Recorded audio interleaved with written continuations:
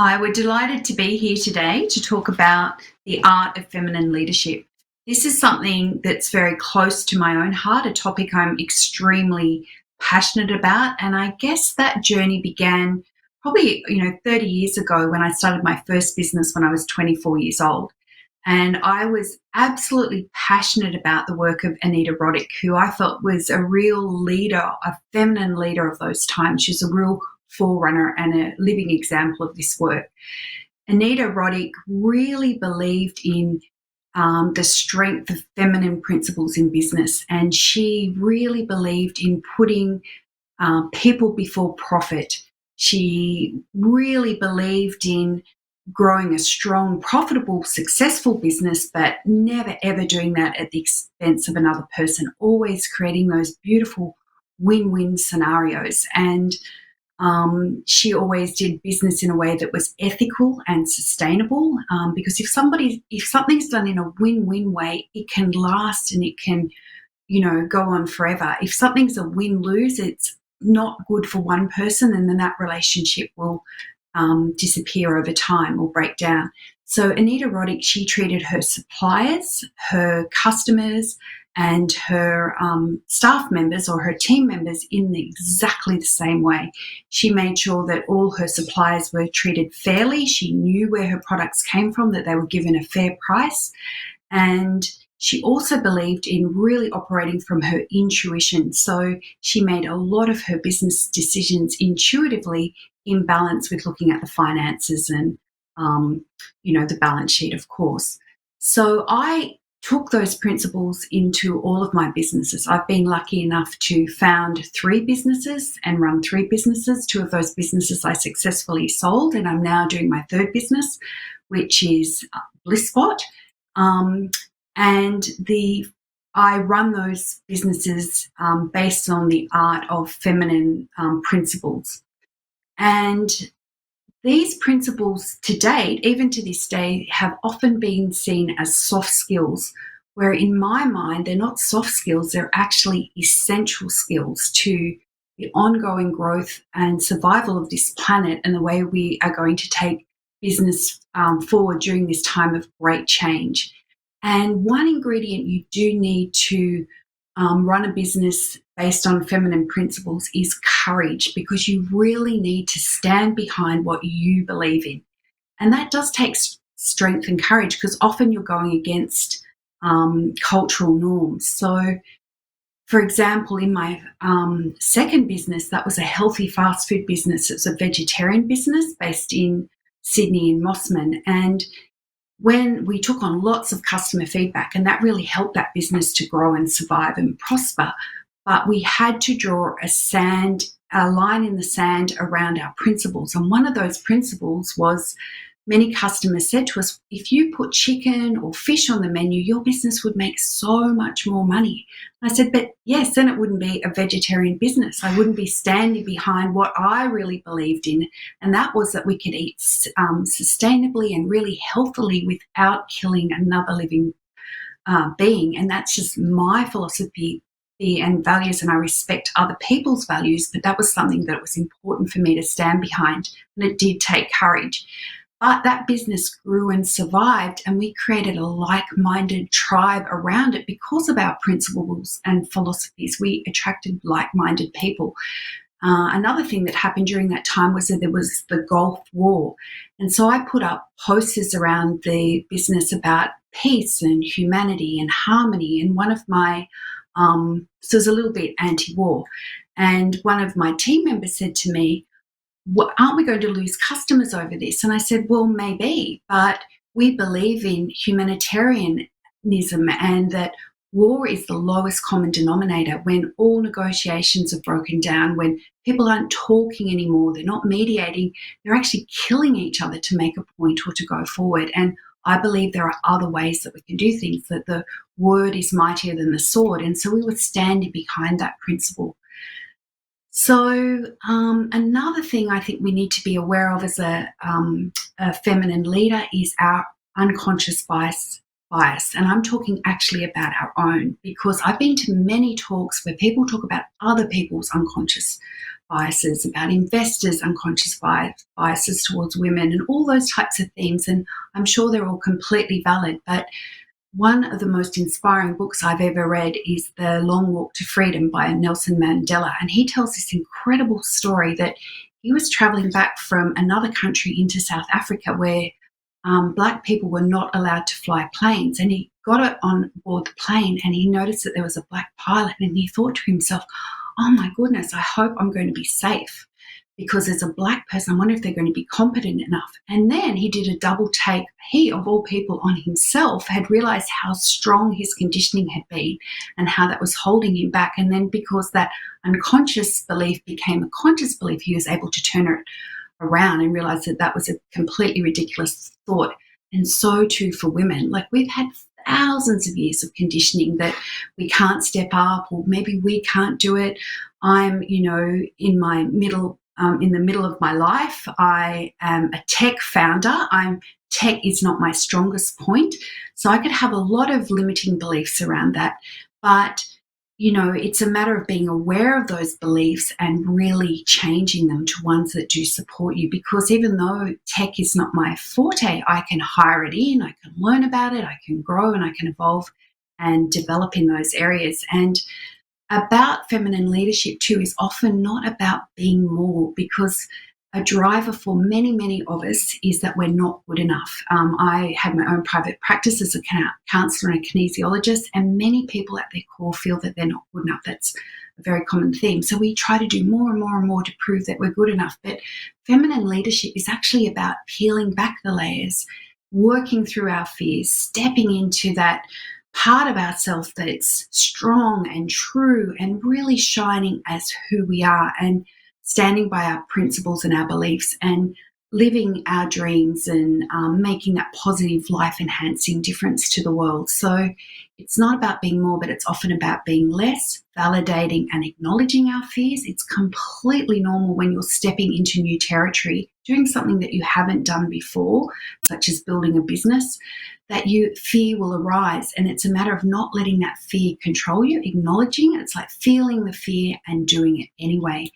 Anthony Robbins says that self-esteem, we develop self-esteem by doing something new, stepping outside our comfort zone, something that we thought perhaps we couldn't do, and actually achieving that goal. And then we have that sense of fulfillment and that sense of growth. It's a natural journey. So, yes, so we can do it. We can step into our self-esteem. We can work through in our fears and shine as ourself using our natural, innate feminine principles.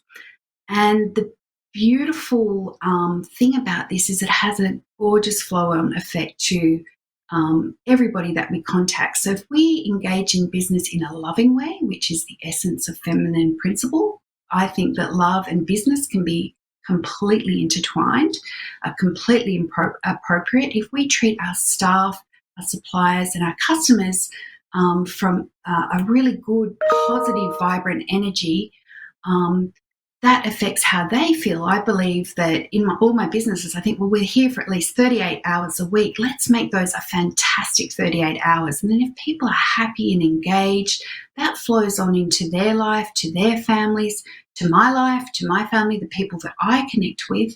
That flows out into our communities. If we're happy business, happy communities, that has a flow-on effect to our countries and our nation, and ultimately our world, because there is a massive shift occurring right now. And with the COVID and the pandemic, people are being forced to wake up. We're being forced to do things differently. We're really realizing those old ways of competition and pushing and striving, often at other people's expense, are not working.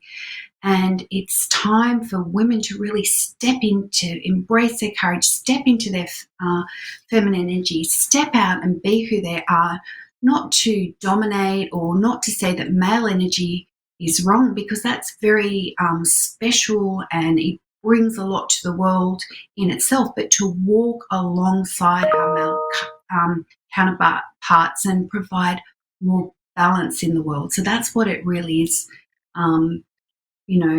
that's the essence of being a feminine leader, is to bring back and to restore that balance in the world going forward, so we can live in a place where human rights are respected, that there is equality for all, and that we really can together create a peaceful and harmonious world. But it begins with ourselves, and that's the opportunity that we have in being a feminine leader.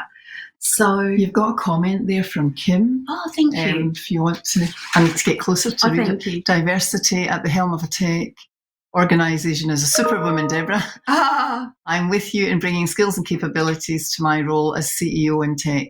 Bell curve. Thank you. Thanks, Kim. That's great. Yeah. That's beautiful. And that's that we're like-minded people coming together to collaborate. And in my business, which is BlissSpot, we actually share life-enhancing skills around emotional and mental well-being. It is all about men and women stepping into their empowerment. We have incredible experts from all over the world that contribute and educate in this field. Anne McEwen, who I'm very fortunate to be sitting alongside here today, is one such incredible wellbeing leader. She has an incredible body of work in her own right and her own following, but she also does contribute to BlissSpot in women's empowerment. So BlissSpot is a place where you can go to increase your skills, to work through any confidence issues, to work your way through any fears and step into your true self that can contribute so much to the world. So that's the end of my presentation. I am going to do a special offer today. Oh, there's another comment here. What are your practical tips? I was going to say, oh, that's so beautiful. Yeah, I was going to encourage I think I've got a minute or two left. So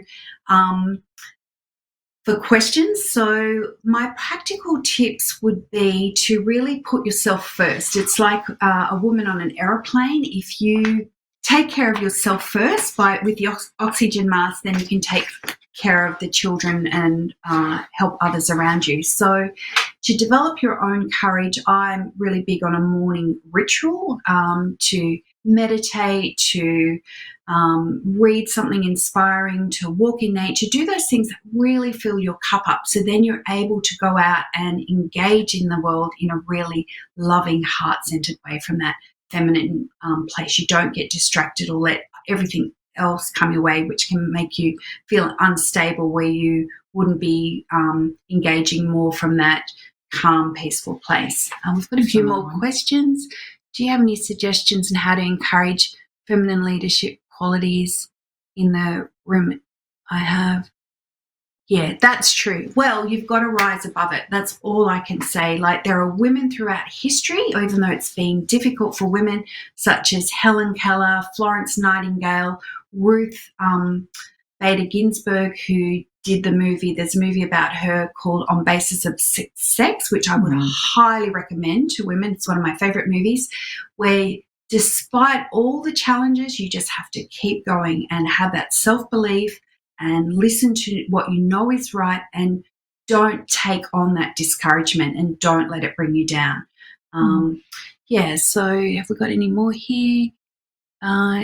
In this time, do you think that women will be the first to be encouraged? Sorry, just the questions cut off a little bit there, Anne.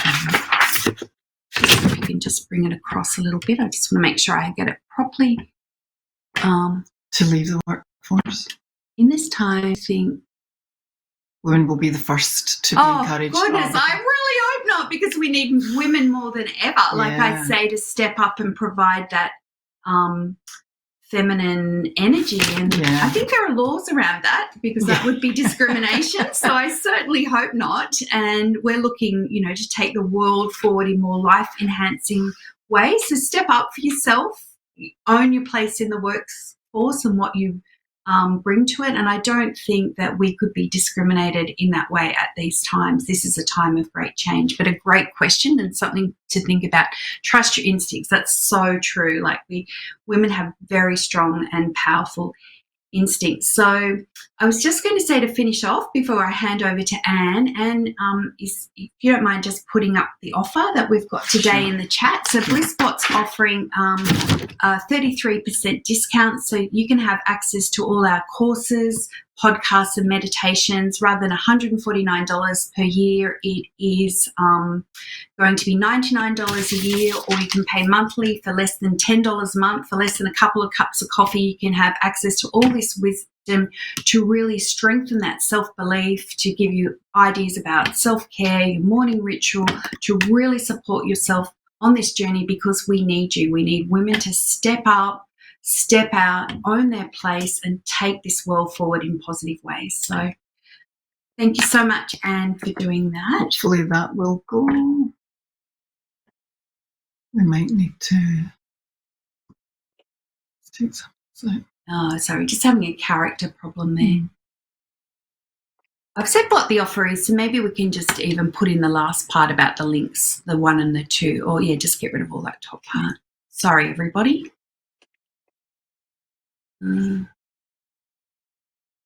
Just get rid of maybe those last few words there, and that'll get it through.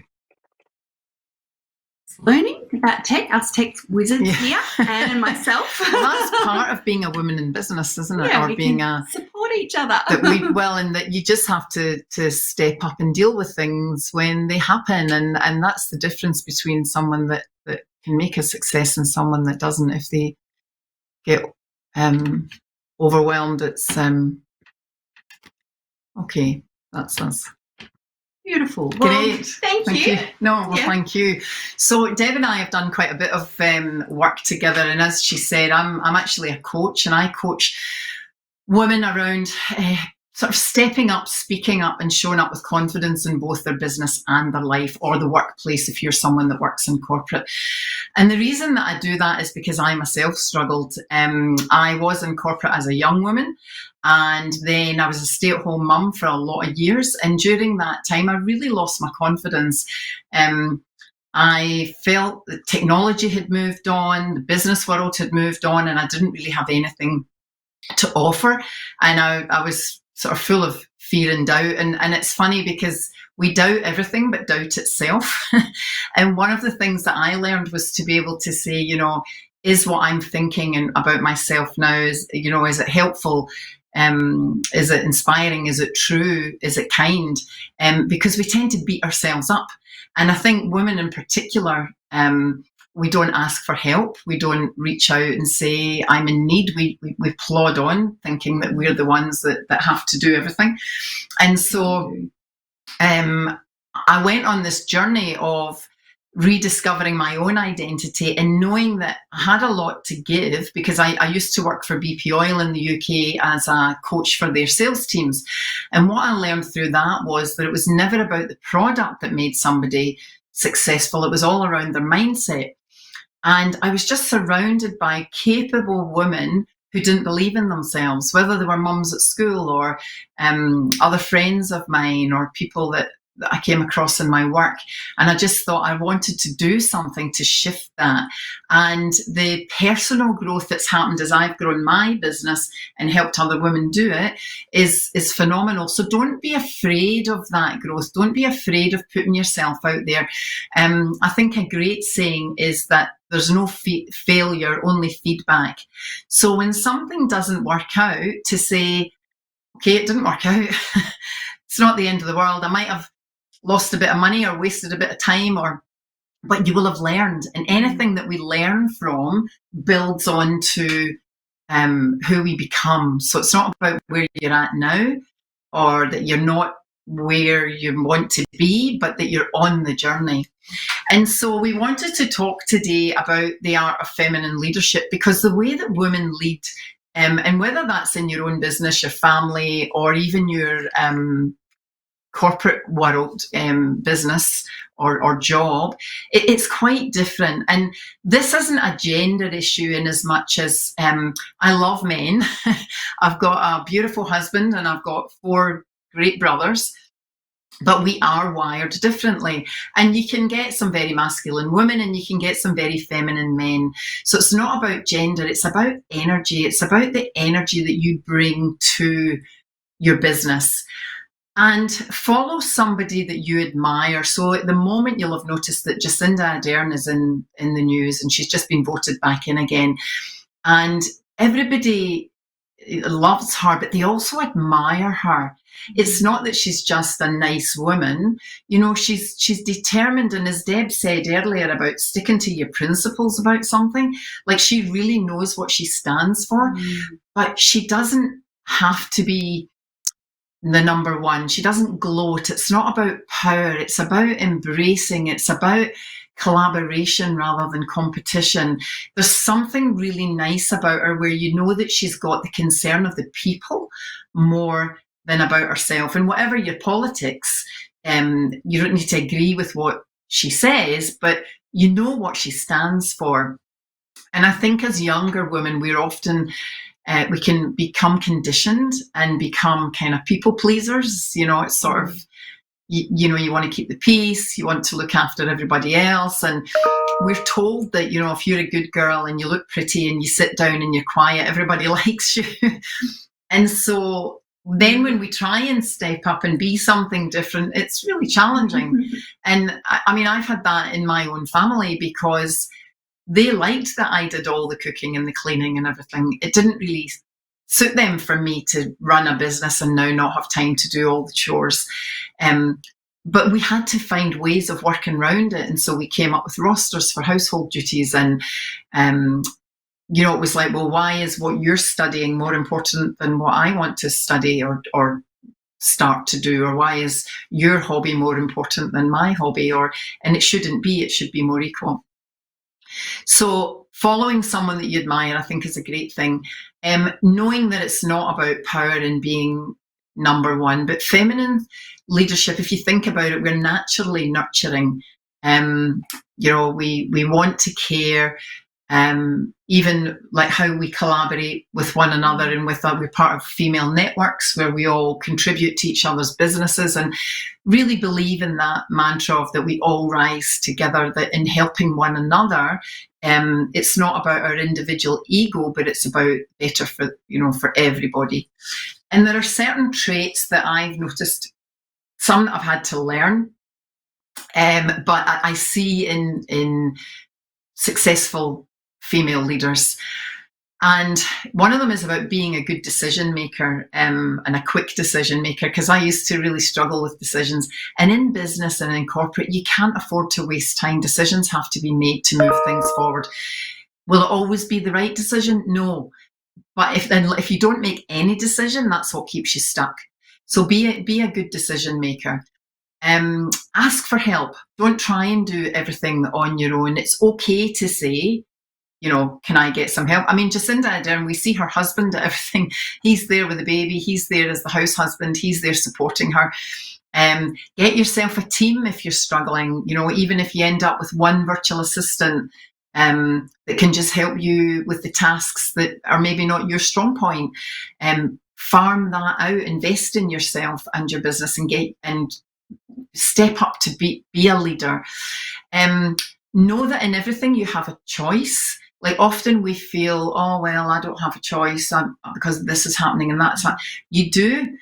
We have a choice in everything. It might be two not so great choices, but we still can choose one way or the other. One usually takes us forward and the other usually holds us back.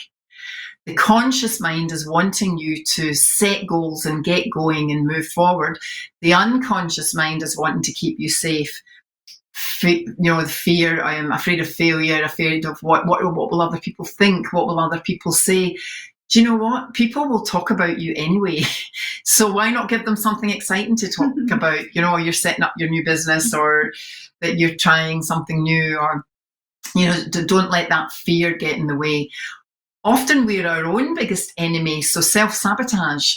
And that comes from our own negative thinking or lack of belief in ourselves. And if that's the case, then find yourself a coach or a mentor, or, you know, a business partner, somebody that can say, oh my goodness, because I see in you what you don't see in yourself. often that's the case, that other people will see skills in us that we don't see in ourselves. So look to that as well. I think a big thing is about being authentic, and Deb mentioned that too. Take off the mask. I was once in a room with a whole lot of ladies who were accountants, financial planners, very smart women. We were sitting around this table, and they were all sharing what they were doing and talking about their businesses. And I had literally just started. And so I sort of said, oh, well, I'm just starting out. I was a stay-at-home mum for years, and now I'm going into coaching. And I really kind of played it down. And I said, oh, I'm finding it challenging. But then the next lady opened up, and she started to say, oh, my practice isn't doing that well. I really struggle with marketing. If anybody knows anyone that's good with marketing, I could do with help for that. Then the next lady said, oh, my husband and I are in our business together, and we're fighting all the time because we're not making enough money. And suddenly everybody started to open up. Mm-hmm. And then we were able to share and to help one another. We were all, I can help you with this, and you can help with that. So take off the mask. Don't try and be superwoman. Just be you, because you'll be much more of a magnet to people that need your service or want to be connected with you. And I think confidence is a big thing as well. And it's confidence on the inside. It glows. You can show confidence on the outside by how you dress, but I think confidence on the inside, finding your voice and not being afraid to use it, knowing your values and sticking by them and saying, this is what matters to me. And people sometimes will say to me, I don't know what my purpose is, and I don't really know what I stand for. So a good way to discover that is to think of, I call your values your hot buttons. So if someone was to criticize something and it would make you go, like the lioness in you comes out, then that's something that's important to you. So find that. And the other question is to find what's missing in your life, and then make that your mission. Because that's what it was for me. I was missing a sort of new purpose, challenge, meeting with like-minded women, community. And so I made it my mission to find all of that, because that's what was missing. And in the process, I'm able to help other ladies with what they want to do as well. Another big thing is to know that it's okay to say no. I think we're terrible at, at people pleasing thing. I'll say yes even though I don't want to, or I'll say yes even though I don't have time, or I'll say, people will respect you much more. And I know this because it was a huge learning curve for me to be able to say, I'd love to help you, but I can't right now. Or I'm sorry, I'm not able to help you with that, but I can put you in touch with someone that can. Or no, I just don't want to do it. And that be okay. So speaking your truth, I think, is a big one. And high emotional intelligence is something that most female leaders have. So they will listen, they will connect, they will build rapport, they will think through a plan, they will take collaborative action, they're about building community. So all those things that we innately do. And as Deb said earlier, it's like kindness isn't weakness. How did that ever become a thing? Bring kindness into work. Don't let the negativity of others or their power or their ego influence you. You be the influencer, and just make a decision that now you're going to step up, speak up, and show up with confidence in everything that you do. And I guarantee you will see the rewards. So that's almost, I notice we've only got 1 minute left. So, I would like to offer you, I do a free 1 hour, 30 minutes free consult with anyone, or like a clarity call. So if you're feeling a bit stuck at the moment and you think, I would like some help to move forward, I'll put the link in now, and then I'm very happy to give you some ideas. And if I can't help you, I can put you in touch with someone that can. So what are the questions? We've got a few, they're not questions, just a few comments from Kim. I'll let you type in your link. That's all right. So it's just on my website, and you can book in a time on my calendar, and there's, no expectation, no pressure, no nothing. Let's just have a chat. It's what I love to do, and see if I can help you. So what have we says?